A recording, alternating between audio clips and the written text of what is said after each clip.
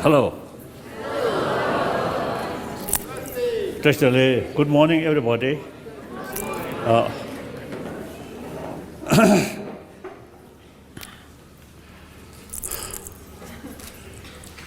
As you know, in many years ago, so occasionally I met those tourists, mainly the foreign tourists. Then recent years, I didn't have that kind of program. Then recently, I felt wherever I go, I always say talking. The sense of global responsibility, and then religious harmony. Sense of global responsibility means recognize entire 7 billion human beings are same human being. Mentally, emotionally, physically, we are same.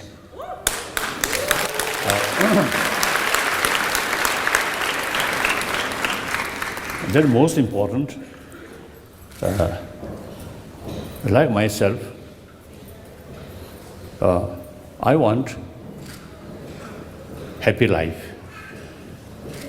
I do not want suffering. And that sort of desire rests 7 billion human beings. Same. We all have the same desire to achieve happy life. I do not want suffering. So that's our sort of basic desire and basic right to achieve happy life.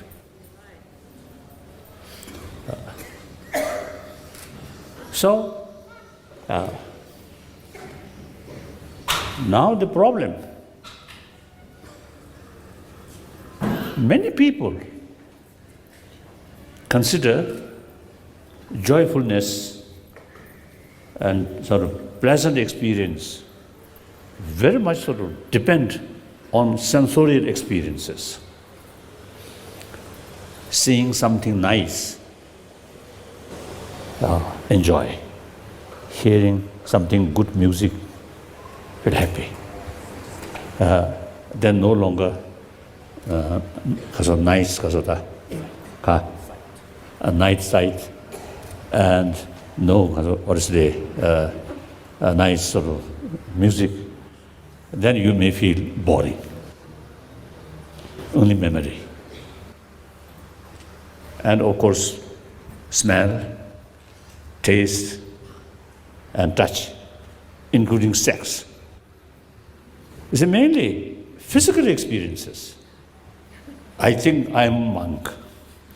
So I can tell you, I think the sex experience. This morning BBC, you see, I always listen BBC. So this morning, you see, BBC mentioned 5:30 while I enjoy my breakfast. So one sort of news mentioned Thailand, about 2 million tourists come, mainly a nightclub. So most of the nightclub, I think, involve sex, isn't it? So this, of course, short moment, biologically you feel some sort of enjoy. But then soon, too much desire create more problem. Isn't it? So therefore, you see, all sensorial level experiences are very temporary.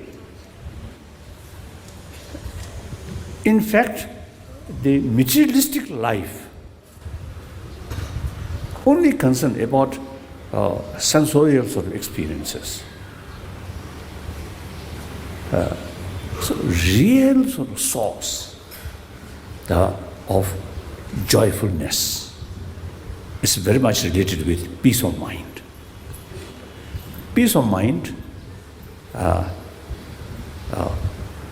will not come only through sensorial, so to say, joyful experiences, short moment. And also, it's our daily experience. We can sort of, how to say, because of that, realize or test that mentally, a lot of sort of stress, worry. The sensorial enjoyment will not reduce that mental level suffering. But mental level, peace, full of self-confidence and calm, with full inner strength. Then physical level, pains can subdue. So mental level experience are much more serious than physical level experiences, isn't it? So now, the 7 billion human beings, I think majority, they want peaceful life, but pay much attention only material value. So it is important to make known where, should know, ultimate source of happiness, joyfulness is on mental level. That mental level sort of source, biologically we equipped, not come through medication or prayer or something like that. No. From childhood, we have the source of affection there. This is a biological factor. Look, dogs, cats, birds. Now springtime, birds very busy making nests, and also they enjoy sex. As for reproduction. This is nature sort of process like that. So we monk almost against nature.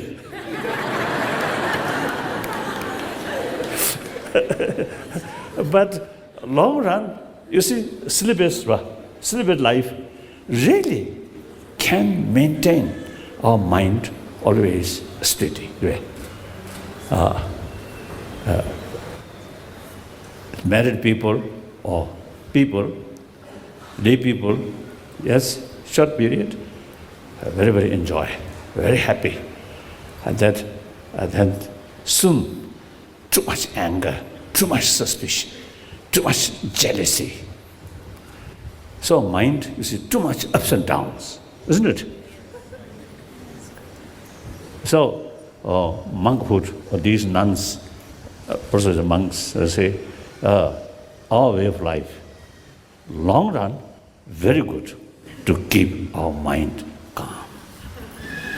So that is only consolation way. Consolation, we celebrate people.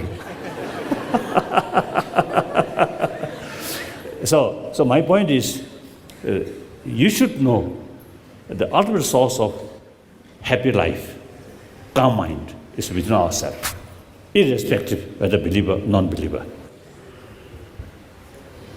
So that I usually call secular ethics. Now here, number of Indians now here.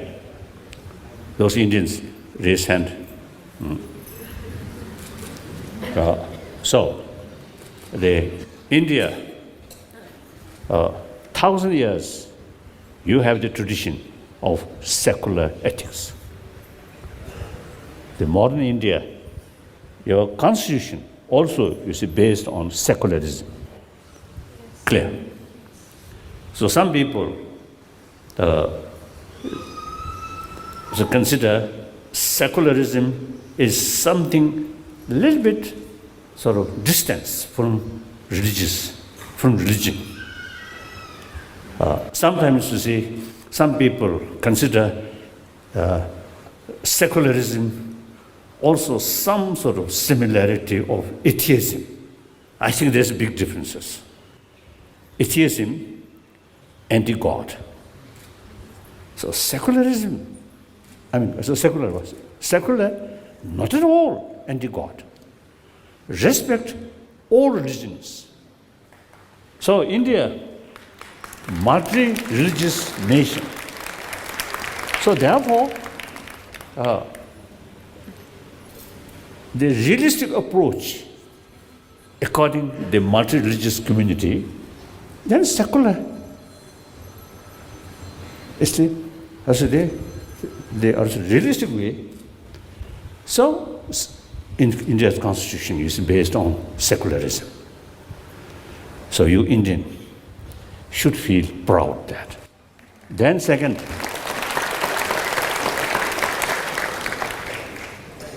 religious harmony in this country, I think really remarkable. Over 2,000 years, almost 3,000 years, beside homegrown different religious tradition, that is Jainism or Sankhyaism, Jainism, and many other ancient Hindu tradition, and Buddhism. These, and later Sikhism. These are homegrown different religious tradition. Beside homegrown religious tradition, Zoroastrian from ancient Parsi, Persia, come. They are very well settled in Bombay. I know many of these Parsi people, a very successful life. Okay, so Zoroastrian.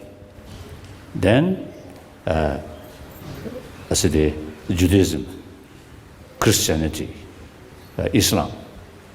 All these major world religious traditions is established or well settled in this country. Clear? So therefore, this country, over at least 2,000 years, all major world religious traditions live together. So that's, I think, greatness of India, religious harmony. So therefore, wherever I go, I talk promotion of human value in the form of secular ethics. Then another thing, promotion of religious harmony. So therefore, I consider myself as a messenger of ancient Indian thought or Indian tradition.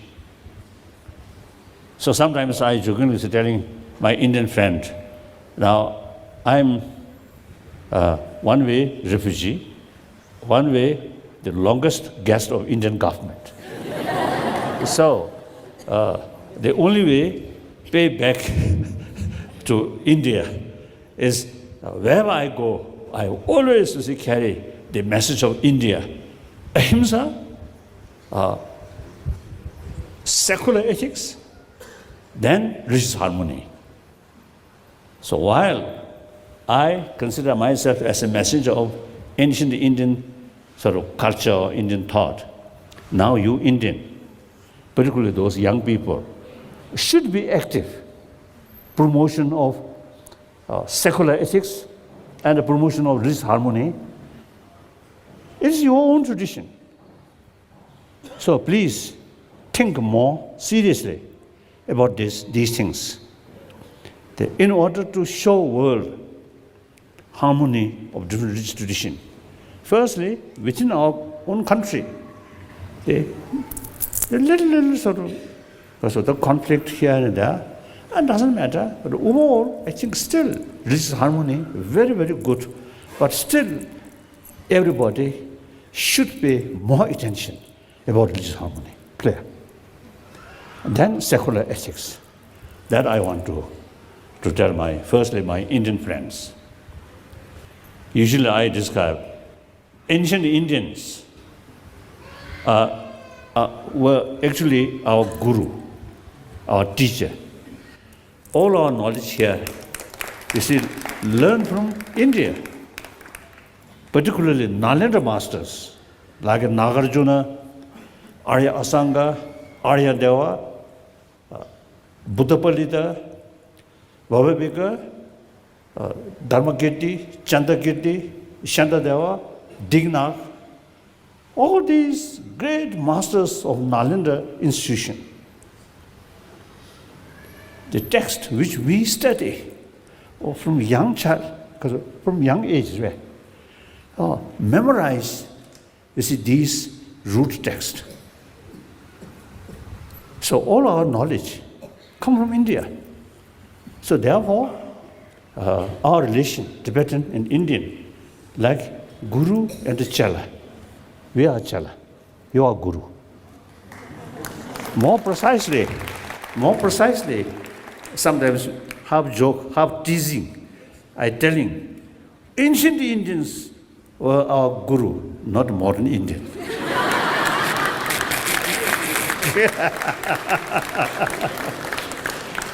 Modern Indian, particularly these young girls, the young sort of boys, is too much westernized. So therefore, our relation is something very unique. So I want to thank our Indian friends, and also you see, you have sort of great the responsibility to preserve, you see, these traditions. These traditions, not only ancient Indian tradition, but also modern world, very, very relevant.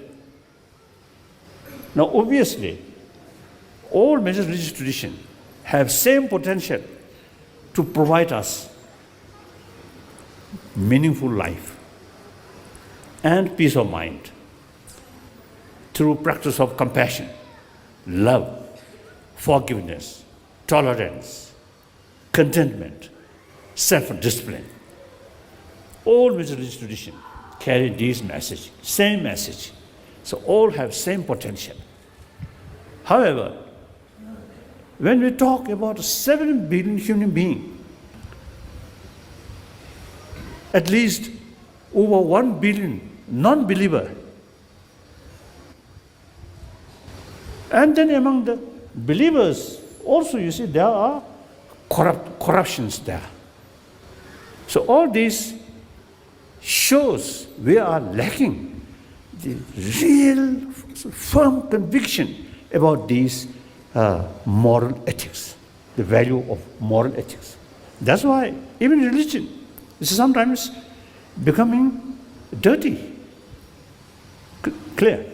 So therefore, in the terms of 7 billion humanity, there's no other choice except secular way to educate people these basic human values on the basis of the sense of oneness of 7 billion human beings. On practical level, quite clear. Secondary level, we have differences. Religiously, different religious faith. Nationally, different nationality, different country. All these secondary level. Then, if we examine thoroughly or carefully all major man-made problems, including violence, war, exploitation, and also gap rich and poor, and exploitation or corruptions. All these is very much related with the secondary level of differences. At the secondary level of differences, then it developed strong sort of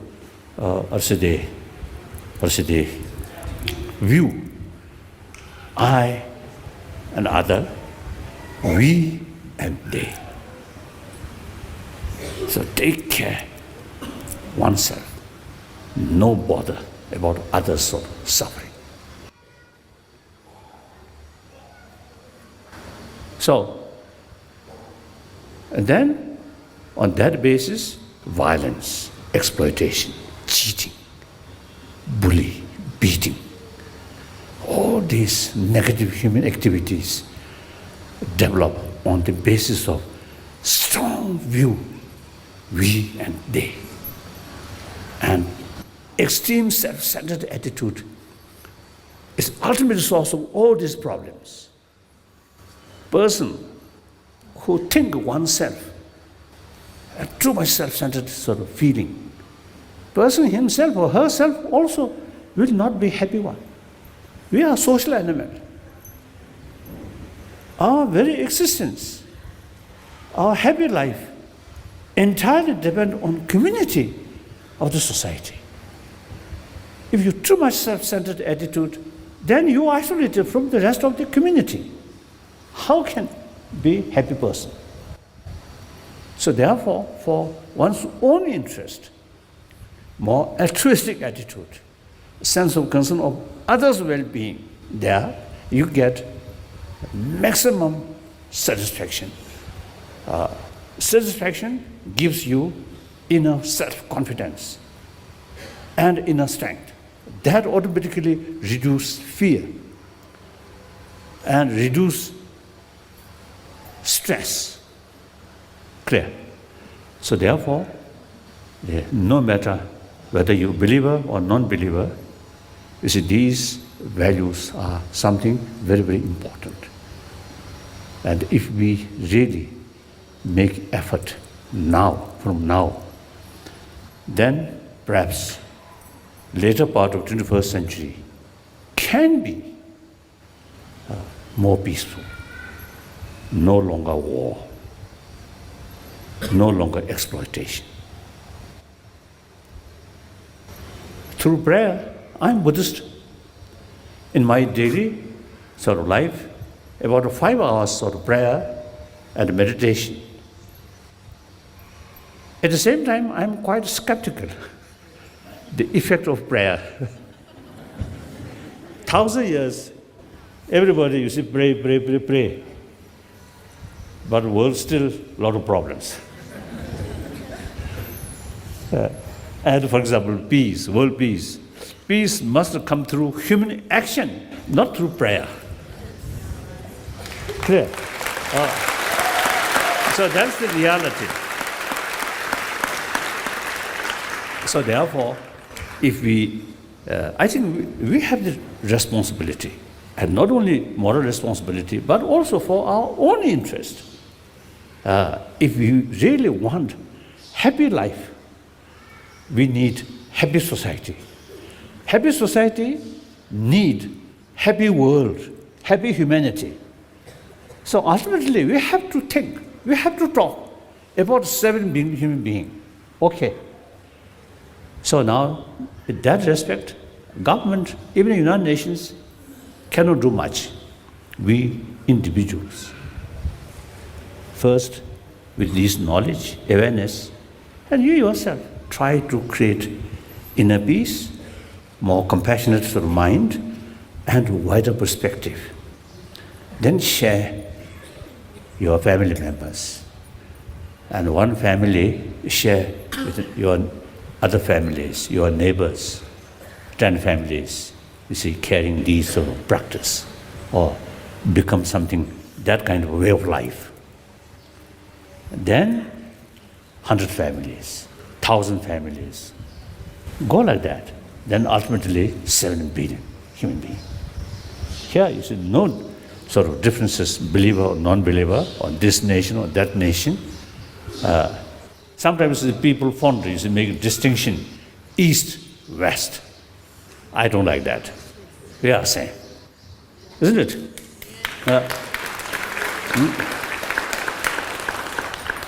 So since individual have, I think, real sort of potential, make differences.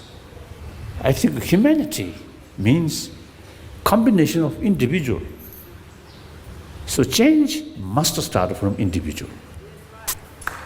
So wherever I go, I always see carrying this or also the message or this belief. So I felt, you see here, tourists, you see, from number of different countries. So I felt, you see, where, you see, different outside India, or within India also, you see, many area I talking these things. So there a number of people who touring, they're enjoying Dharamsala scenery.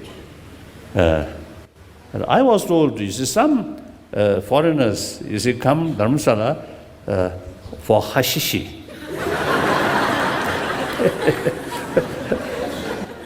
If you really feel something useful, then okay, but it should be limited. Not too much. Hashishi 말래. Like that. So in any way, you see, I really, you see, since we are the same human being, we all have same potential. So therefore, I just want to share some of my views, my experience with you.